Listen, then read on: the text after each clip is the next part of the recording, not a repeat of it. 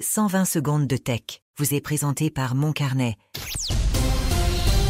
C'est l'édition du lundi 25 août. Google pourrait bien fournir le nouveau cerveau de Siri. Apple discute avec le géant de Mountain View pour utiliser Gemini, son modèle d'intelligence artificielle, dans une version repensée de l'assistant Siri. L'objectif, combler son retard avec plusieurs échecs internes. 2 versions de Siri sont testées, l'une avec les modèles maison, l'autre avec une technologie externe. Les négociations en sont encore au stade exploratoire, mais elles pourraient marquer un tournant stratégique.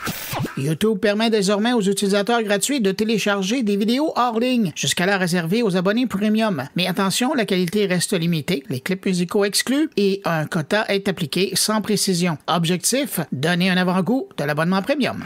Meta s'allie à Midjourney, la célèbre start-up de génération d'images et de vidéos par l'IA. L'entreprise de Mark Zuckerberg veut intégrer ces technologies sous licence dans ses modèles et ses produits, avec l'ambition de toucher des milliards d'utilisateurs. Midjourney précise toutefois qu'il reste indépendant.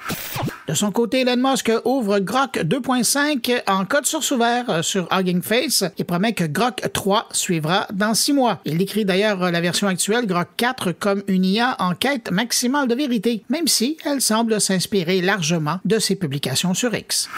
TikTok annonce la suppression de plusieurs centaines de postes de modération au Royaume-Uni et en Asie, remplacés par l'IA. La plateforme affirme que 85% des contenus interdits sont déjà détectés automatiquement. Un rapport de l'American Psychology Association alerte sur l'usage massif des robots conversationnels chez les adolescents. Près de 20% d'entre eux passent autant, voire plus de temps avec ces IA qu'avec leurs amis. Les experts redoutent des effets sur le développement social et appellent à un meilleur encadrement.